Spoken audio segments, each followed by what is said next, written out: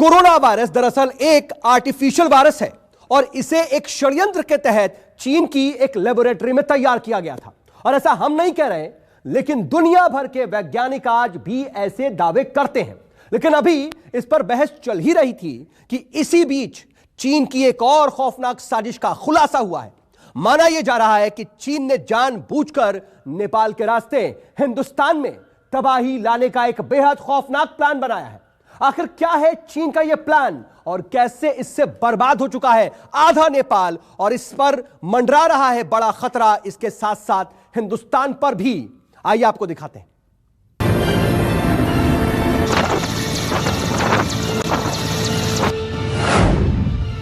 Dragon की साजिश का एपिसेंटर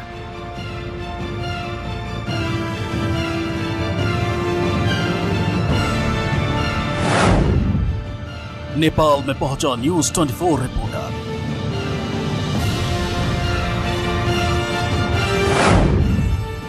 चीन की पानी वाली चाल।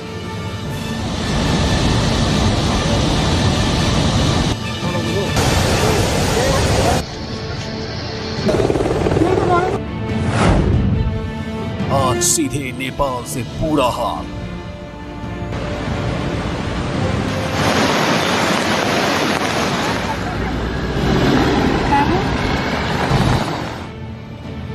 कहीं बिखर गया आशियाना,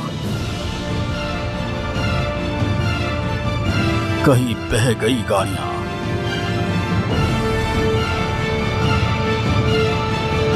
कहीं टूट गया पुल,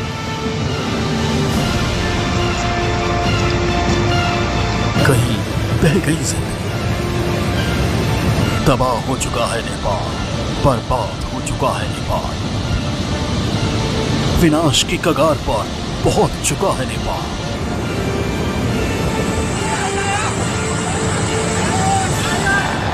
मगर नेपाल पर अचानक फूटा ये वाटर बम सिर्फ कुदरत का कहर नहीं है, बल्कि ये चीन की उस सोची समझी साजिश का हिस्सा है जिसके जरिए उसने नेपाल से हिंदुस्तान तक मौत का सैलाब लाने का प्लान तैयार किया। इस साजिश को बेपर्दा करने के लिए न्यूज 24 की टीम नेपाल के उस इलाके तक पहुंच चुकी है जहां इन दिनों बाढ़ की शक्ल अख्तियार कर मौत ने तांडव मचा रखा है।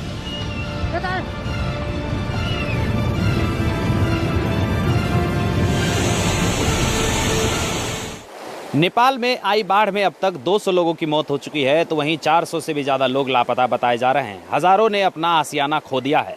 लेकिन इसकी वजह क्या है? इसकी वजह यह है कि भारी बारिश और मानसून के कारण सभी नदियां उफान पर है। खास करके मुख्य नदियां जो है त्रिवेणी, म्याग्दी, सप्तकोशी, नारायणी जैसे नदियां जो है उफान पर है। और उफान होने का कारण यही है कि सभी मुख्य नदियों के धार में सबसे ज़्यादा पानी छोड़ा जा रहा है और ये पानी हाइड्रो इलेक्ट्रिक प्रोजेक्ट के निर्माण के बाद ऐसी स्थिति पैदा हो चुकी है। वही दृश्य हम आपको दिखाने लाए हैं। देखिए पीछे जो है वो पहाड़ी है, इस इलाके में हम पहुंच चुके हैं। ये कछार है और इसी इलाके के पीछे जो है वो पानी का सबसे बड़ा सैलाब जो है वो बहता हुआ इस नदी में आता है और ये नदी नेपाल होते हुए भारत की ओर जाती है। नेपाल के लोगों को तो अभी ये तबाह कर ही रही है, साथ ही भारत के भी लोगों को यह तबाह करेगी।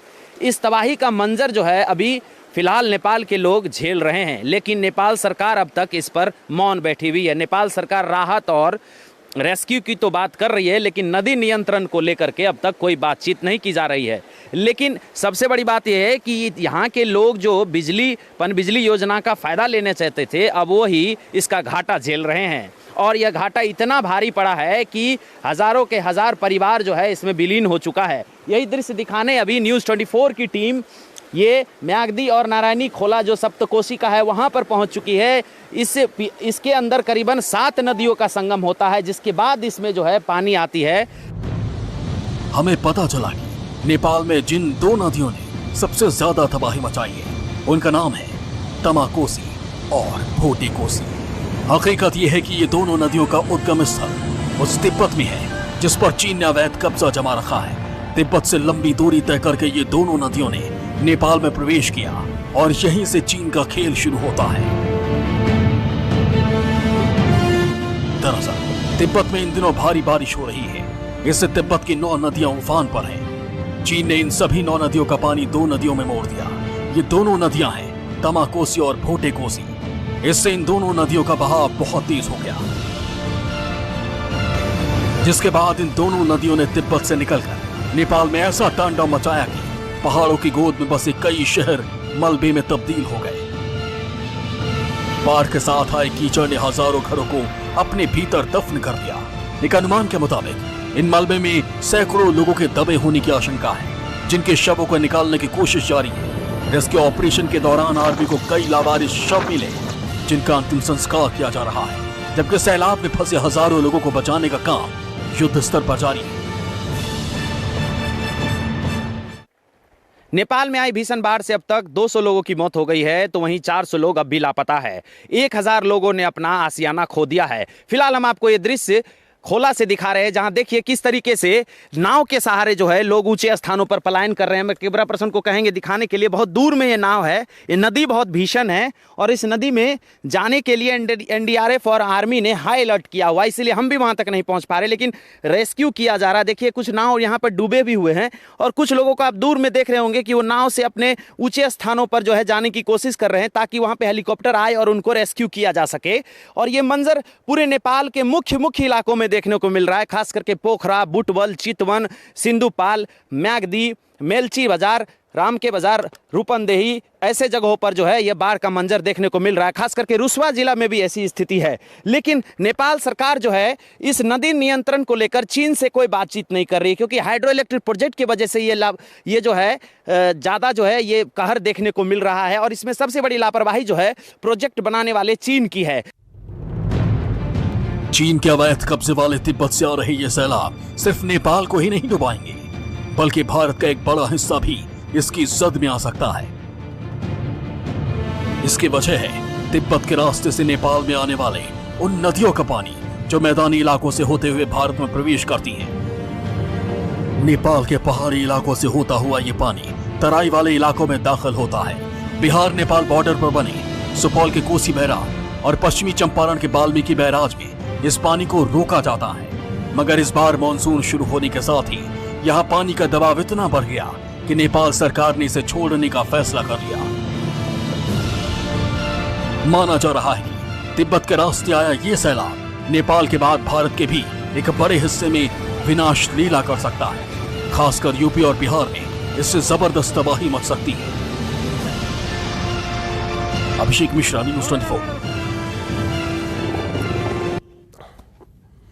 तो आपने देखा कि इस तरह तिब्बत के रास्ते आए मौत के सैलाब में नेपाल ने अब तक करीब 200 लोगों को खो दिया है। 200 लोग अपनी जान गंवा चुके हैं। मगर चीन की साजिश का यह सैलाब नेपाल तक ही रुकने वाला नहीं है, क्योंकि आने वाले दिनों में इसका सीधा असर भारत के बिहार और यूपी जैसे बड़े राज्यों में साफ तौर पर देखा जा सकता है।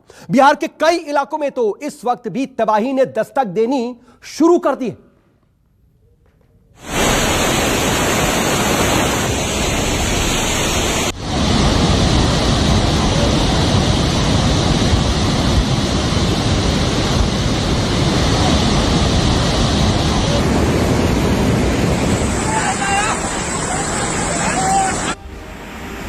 नेपाल और बिहार बॉर्डर पर बने गंडक बैराज से छोड़े गए पानी ने बिहार के कई जिलों को पूरी तरह जलमग्न कर दिया। तस्वीरें सारण जिले की हैं, जहां गंडक नदी ने रौद्र रूप अख्तियार कर लिया है। हालात कुछ ऐसे हैं कि दर्जनों गांव पूरी तरह पानी में डूब चुके हैं। यहां लोग छोटे छोटे नावों में सवार होकर सुरक्षित ठिकानों की तलाश में भटक रहे हैं।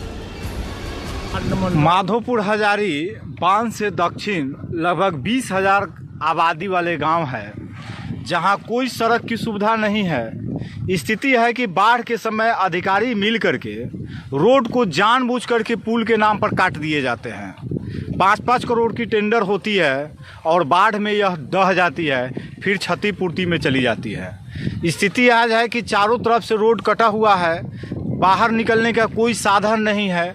सारे लोग किसी तरह जान बचाकर अपना बाहर निकल रहे हैं।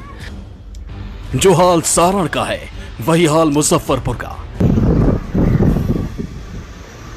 नारायण नदी में उफान आने की वजह से दर्जनों गांव बाढ़ की चपेट में है। नेपाल से पानी छोड़े जाने की वजह से अचानक आए सैलाब ने किसी को संभलने का मौका नहीं दिया।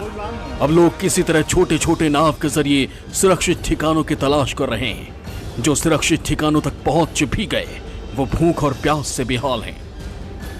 हम अभी खड़े हैं सारण जिला के तरैया प्रखंड के जमींदारी बांध पे, जिसके एक तरफ माधोपुर पंचायत है तो वहीं दूसरी तरफ चंचलिया पंचायत है।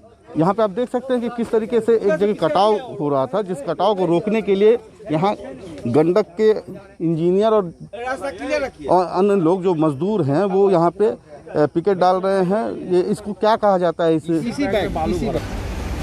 तस्वीरें बता रही हैं कि बाढ़ की वजह से हजारों लोग बेघर हो चुके हैं, मगर जिले के अधिकारी का दावा है कि हालात पूरी तरह काबू में है।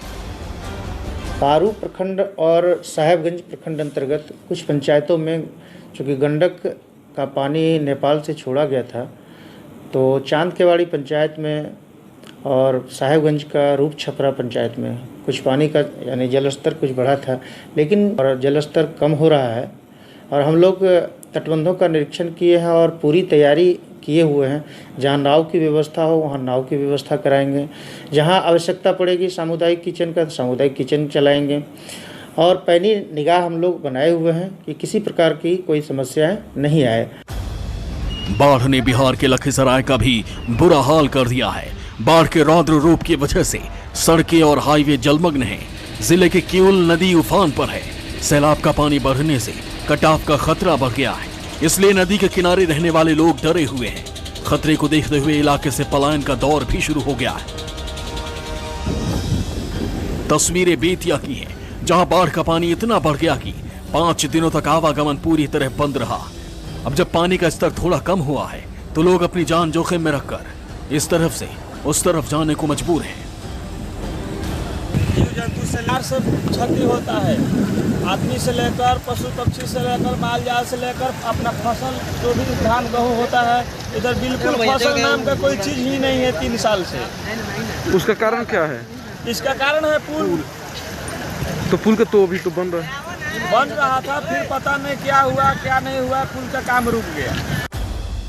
केंद्र सरकार का dream project all weather road पहले ही बरसात में जमींदोज हो गया। तस्वीरें उत्तराखंड के चंबा की हैं, जहां ऋषिकेश गंगोत्री नेशनल हाईवे पर 4 धाम प्रोजेक्ट के तहत एक सुरंग का निर्माण कार्य चल रहा था, मगर सुरंग को जोड़ने वाली सड़क पहली बरसात भी नहीं झेल पाई और धंस गई। राहत की बात यह है कि हादसे में किसी की जान नहीं गई। सर दिक्कतें तो बहुत ज़्यादा हैं। दिक्कतें हम बयान नहीं कर सकते हैं कितनी दिक्कतें हमें। ये जो टनल का रास्ता है, ये जो ऋषिकेश से गंगोत्री ये बद्रीनाथ जो रोड जा रही है वो पूरी तरह से क्षतिग्रस्त है। जितने भी पुस्ते कंपनी के द्वारा लगाए गए हैं, एक भी पुस्ता मुझे सही ढंग से दिखता नहीं है और दिन पर दिन एक एक करके सब पुस्ते बह रहे हैं। इससे आप देखिए कि क्या यात्रा होगी, क्या कुछ होगा, क्या आना जाना होगा। अभी इसके ये हाल हो गए, आगे तो बरसात अभी बहुत ज़्यादा होनी है, जिसमें कि अभी गरीब वालों के भी यहाँ पे कई बार के मुआयने हो चुके हैं, लेकिन किसी प्रकार का कोई समस्या का समाधान नहीं निकल पा रहा है। और अभी पहली बरसात में ही इनका ये हाल हो गया है, तो आगे क्या स्थिति होगी। और रोड की भी ऐसी स्थिति कि कुल्डी की तरफ तो रोड पूरा बंद ही हो गया है। अब इधर पुल के इसके सुरंग के नीचे से तो गाड़ियाँ जानी बंद कर दी हैं, उधर से उन्होंने मट्टी मुट्टी डाल के पत्थर डाल के बंद कर दिया है। और इधर से भी अब ऊपर से ये महर जी का मकान है, ये सारे नीचे आने वाले हैं। पूरी रोड कहीं पे भी जाने लायक नहीं रही ये रोड। तस्वीरें ऋषिकेश की हैं, जहां पहाड़ों पर बारिश होने की वजह से गंगा नदी का जलस्तर बढ़ता जा रहा है। हालात को देखते हुए प्रशासन पूरी तरह सतर्क है और लोगों को नदी से दूर रहने की सलाह दी जा रही है। मैं एक तस्वीर आपको त्रिवेणी घाट के पास की दिखाने की कोशिश कर रहा हूँ। मैं चाहता हूँ कि जो मंदिर है, मैं मंदिर की तस्वीर दिखाऊंगा। मैं कहूँगा कि एक बार ये थोड़ा सा मंदिर दिखाने की कोशिश करें कि जो घाट के पास मंदिर बना है वो पूरी तरीके से डूब चुका है और ये पानी लगातार ऊपर चढ़ रहा है। यहाँ के जो स्थानीय लोग हैं वो बता रहे हैं कि पानी एकाएक घटा था लेकिन एकाएक बढ़ने लगा। ये जो आप देख रहे हैं तस्वीरों में, ये यहाँ के एसपी रूरल हैं और ये यहाँ मुआयना करने आए हैं कि कुछ बात बताया गया है कि सामान यहाँ बह गया है, कुछ लोग नहीं हैं और एहतियातन अलर्ट जारी किया गया है। ये तस्वीरों के माध्यम से आप देखें, ये पानी लगातार चढ़ता जा रहा है। ये जो आप देख रहे हैं आरती स्थल इसे कहा जाता है। ये आरती स्थल ऋषिकेश के उस त्रिवेणी घाट का है जो फ़िलहाल पूरी तरीके से डूब चुका है। इस घाट के यहाँ तक पानी आ गया है। घाट से काफ़ी दूर ये पानी था जहाँ पूजा होती थी और अब जो पानी का बहाव है, अगर आप देखें तो पूरी तरीके से पानी लगातार बढ़ रहा है। अभी थोड़ी देर पहले हम ये तस्वीर दिखा रहे थे कि पानी धीरे धीरे बढ़ रहा है, लेकिन एकाएक पानी बढ़ने लगा है। जहाँ तक पानी आ गया है, मंदिर पूरा डूब चुका है। एहतियातन इसको खाली कर दिया गया है और माना जा रहा है कि इस इलाके को पहले ही अलर्ट किया गया था, क्योंकि अलकनंदा और जो भगीरथी है अपने उफान पर है, पानी पीछे से छोड़ा जा रहा है, बारिश लगातार हो रही है। तो ऐसे में जो निचले इलाके हैं वो काफ़ी खतरे में रहते हैं। तो अलर्ट के बावजूद जो कोशिशें रहती हैं प्रशासन की रहती है, और यही वजह है कि प्रशासन के साथ पुलिस अधिकारी भी इस वक्त मैदान में हैं, सड़कों पर हैं और इस जगह पर हैं। और फिलहाल तस्वीर यही है कि लगातार पानी बढ़ता जा रहा है। राहुल प्रकाश, ऋषिकेश।